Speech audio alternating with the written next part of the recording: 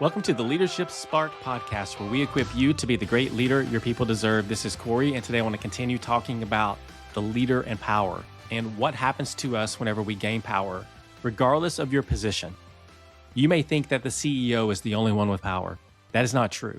There are people around you who are, because you earned it, who have given you the ability to influence them.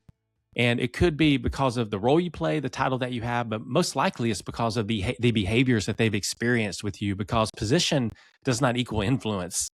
And position does not equal people giving you permission to influence them and power. And so we've been talking about this idea of power and this book called The Power Paradox that has really opened my eyes to think differently about power. And so I want to talk about some truths about power today, to build on what we talked about yesterday, which was power is gained through connection, and it comes from connection, but often power destroys connection, and we can actually become less connected the more power that we get. And it's something that we want to prevent against as a leader. And so we want to talk about some key truths about power just to shape and frame up how you think about this. Number one is this: power is given, not taken, meaning that power is granted by the people around you, not seized by you in some move that you've made. It's something that's been given to you.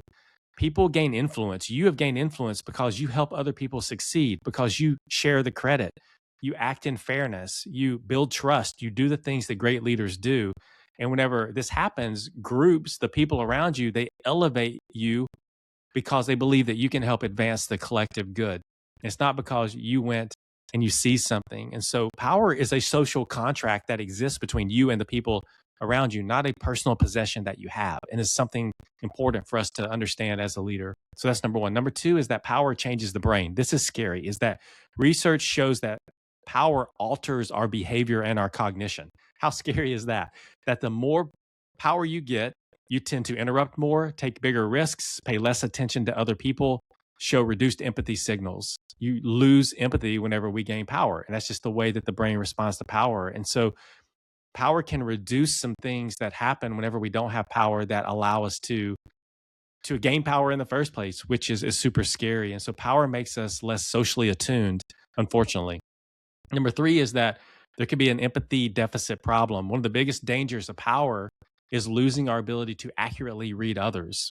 The more power we get, the more challenging it is. And we can lose our ability to read the people around us. What that means for us is that we can misinterpret emotions. We can assume agreement when it doesn't exist. We can overestimate the influence that we have as a leader. We can underestimate the impact of our actions on other people. I think about, as I read through these, all the times that I've done this as a leader. And so that can lead to poor decisions, culture breakdown, a loss of trust, things that will erode your influence as a leader if you're not careful and mindful of this. So that's number three. Number four is the power of humility. Leaders who sustain power the longest have humility. They show humility, gratitude, self-awareness, a willingness to share power. And in the book, this is called Enduring Power. And these leaders continue. And this is the encouragement to you and to me as a leader, is that power doesn't have to change us. We can continue to lead this way. We can continue to lead this way and to listen deeply, to elevate others, to stay curious, to remain connected to our values. But it takes work because there's some momentum working against us as leaders when it comes to power. And so humility is a big tool in our toolbox, if you want to call it that. That is a weapon we can use against power from a negative perspective. And the fifth one is this, is that power should always be used for the greater good. This gets back to the question, what do you do when you realize you're the most powerful person in the room? Do you use it to create opportunities for others? Do you use it to protect fairness? Do you use it to empower other people? Do you use it to build community?